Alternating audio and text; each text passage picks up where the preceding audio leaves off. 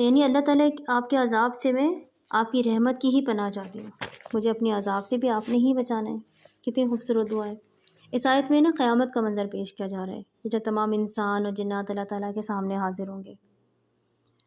تفسیر ابن کثیر میں ہے کہ یہ گفتگو جو آگے بیان کی جا رہی ہے نا، یہ جہنمیوں کی گفتگو ہے، ایک ڈائلاگ ہے جہنمی آپس میں کر رہے ہوں گے۔ وہ آگ میں جب آگ میں داخل کر دی جائیں گے نا، وہ تو اس کے بعد کے ان کے ڈائلاگ ہے کہ جب وہ اپنا اپنا انجام دیکھ لیں گے تب وہ ایک دوسرے سے اس طرح کی بات کر رہے ہوں گے۔ وَبَرَزُوا لِلَّهِ، برزو لفظ کو دیکھتے ہیں، یہ برزو کا لفظ نکلا ہے برزا سے، بروزا سے، با اور را کے پر پیش اور زا، بروزا۔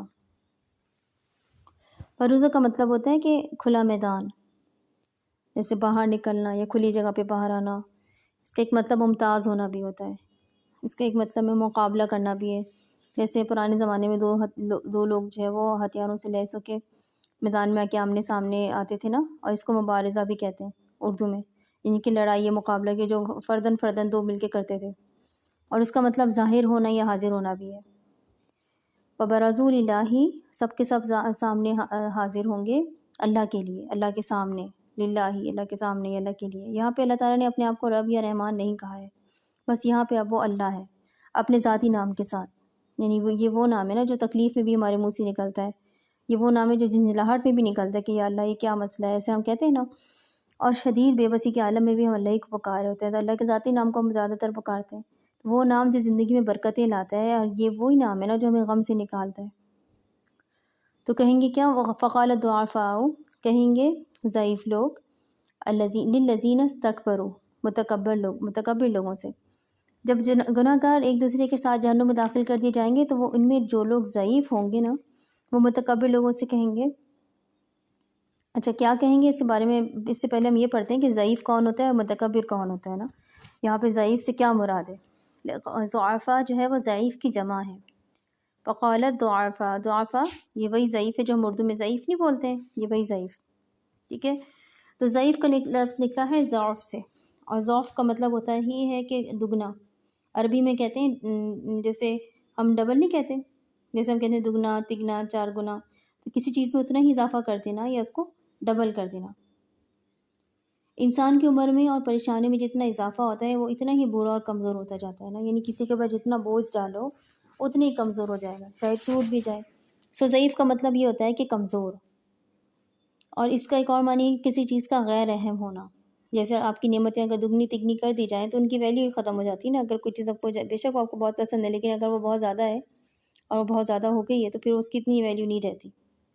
ضعیف ایسے شخص کو بھی کہتے ہیں جس کی معاشرے میں کوئی حیثیت یا مقام نہ ہو، جو اپنی مدد خود نہیں کر سکے، کسی قابل نہ ہو، جلدی کسی رغبت کے آگے ہتھیار ڈال دینے والا، ہار مان لینے والا۔ جیسے دبلا ہونا، کمزور ہونا بھی ضعیف کے ہی میننگس میں آتا ہے، یعنی ضعیف ایسا انسان بھی ہوتا ہے جس کو فالو کرنے پر مجبور کیا جاتا ہے۔ تو جہنم میں جب لوگ اپنے گناہوں کے باعث داخل کیے جائیں گے تو جو لوگ ان میں سے ضعیف ہوں گے وہ متکبرین سے گفتگو کریں گے۔ الذین استکبروا، اب استکبروا کو ہم دیکھتے ہیں کہ متکبر کون ہوتا ہے اور کس کو متکبر کہا جا رہا ہے۔ یہاں پہ استکبروا کا لفظ نکلا ہے کبورا سے، کبورا، کبورا کا مطلب ہوتا ہے بڑھ جانا، یعنی سائز میں بڑا ہو جانا۔ لیکن یہ ضعیف جیسا بڑا ہونا نہیں ہے کہ یعنی عمر میں بڑا ہونا نہیں، ضعف میں تو چیزوں کی تعداد اتنی بڑھ جاتی ہے کہ وہ اپنی اہمیت کھو دیتی ہے نا۔ کبورا اس کے برعکس ہے، کبورا میں چیز کا بڑے ہو کے اہمیت پا لینے کا نام ہے۔ اس میں بوڑھے ہونے کو بھی کہتے ہیں، جیسے شان و مرتبے میں بڑا ہونا، جسامت اور حجم میں نہیں۔ کبورا کسی چیز کے جو ہے وہ کسی کے غرور کرنے کو بھی کہتے ہیں، یعنی بڑے گناہ کو بھی ہم کبر کہتے ہیں نا، یہ اسی کا ہی کبر بھی اسی روٹ ورڈ سے نکلا ہے، کاف با اور را۔ جیسے اکبر الکبائر، بڑے گناہوں میں سے سب سے بڑے گناہ۔ کبر کا ایک مطلب ہوتا ہے اوسم، یعنی بہت گریٹ ہونا، کسی چیز کو گلوریفائی کرنا۔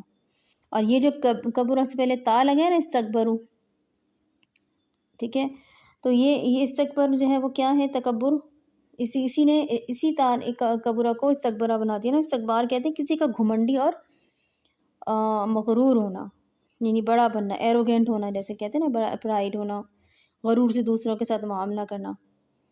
ٹھیک ہے، اب یہ الفاظ آپ کو سمجھ میں آ گئے، آگے ہم اس کو دیکھتے ہیں اب۔ تو کہیں گے کمزور لوگ مغرور لوگوں کو کہ یقیناً ہم تھے تمہارے تابع، تو کیا ہم سے اللہ کے عذاب کو دفع کر سکتے ہو؟ ان لکم تبعا وهل انتم مغنون عنا، تو کیا تم ہمیں اللہ کے عذاب سے بچا لو گے؟ اب تابع کے لیے جو لفظ آیا ہے وہ تبعاً آیا ہے، اور تبعاً جو ہے وہ لفظ نکلا ہے تبعا سے، تابع اور عین سے، ٹھیک ہے؟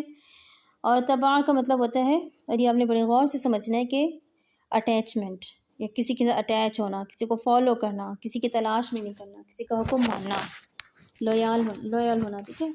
تابع کہتے ہیں پیچھے جانے والے کو بھی، اسی سے قرض دینے والے کا کے لیے بھی یہ لفظ آتا ہے، کیونکہ وہ اپنے مقروض کا پیچھے کرتا رہتا ہے۔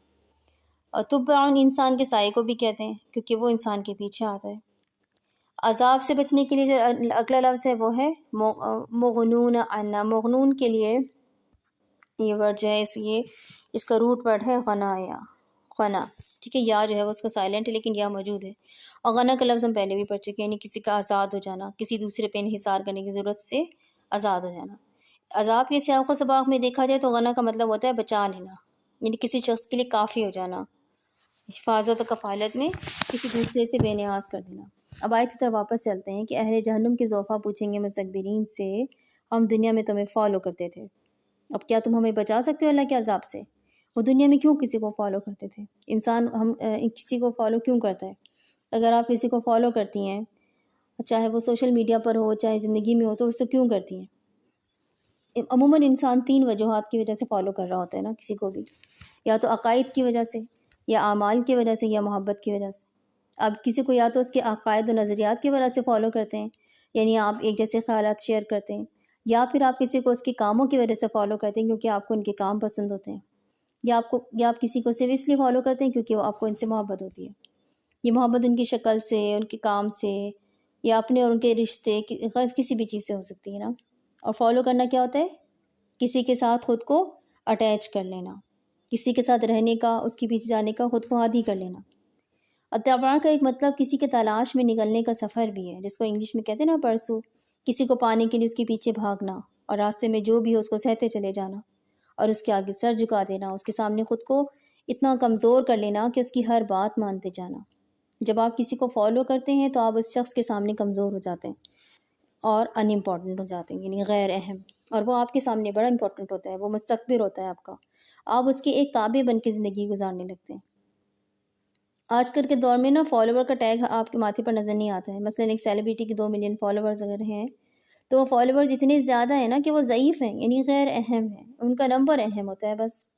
وہ خود اس سیلیبریٹی کے لیے تو غیر اہم ہے نا، یعنی ان امپورٹنٹ ہے، لیکن ان کے لیے وہ سیلیبریٹی تو امپورٹنٹ ہے۔ ہر فالوور کے لیے اس کا اپنا سیلیبریٹی تو وہ امپورٹنٹ ہوتا ہے۔ کسی کو فالو کرنے کا مطلب اس کو انسٹاگرام پہ فالو کرنا نہیں ہے، وہاں تو آپ باخبر رہنے کے لیے چینلز بھی فالو کر رہے ہوتے ہیں۔ کسی کو فالو کرنے کا اس مطلب ہے کہ اس سے متاثر ہو کے، اس کو اوسم سمجھ کے اس کے پیچھے خود کو لگائے رکھنا، اور وہ جو کہے اس کو مانتے جانا۔ ضروری نہیں کہ وہ شخص زبان سے آپ کو کچھ کہے اور آپ اس کے نظریات کو اپنا لیں، تو یہ بھی تو تابع داری ہے نا۔ آپ اس کے اعمال کو کاپی کریں، یہ بھی تابع داری ہے۔ آپ اس سے محبت میں اس کے پیچھے بھاگتے رہیں اور خود کو رسوا کر لیں، یہ بھی کیا ہے؟ یہ بھی اس کو فالو کرنا ہی ہے۔ میں سوچ رہی تھی کہ زوفا نے یہ سوال مستقبل سے کیوں پوچھا کہ کیا تم ہمیں اللہ کے عذاب سے بچا سکتے ہو؟ اگر ہم اس سینٹینس کو ڈی کوڈ کریں کہ آج کے دور میں یہ کیسے ادا کیا جاتا ہے، پلیز کیا تم میری ہیلپ کر سکتے ہو؟ کیا تم مجھے سچویشن سے نکال سکتے ہو؟ ہے نا؟ جب آپ کسی کو فالو کرتے ہیں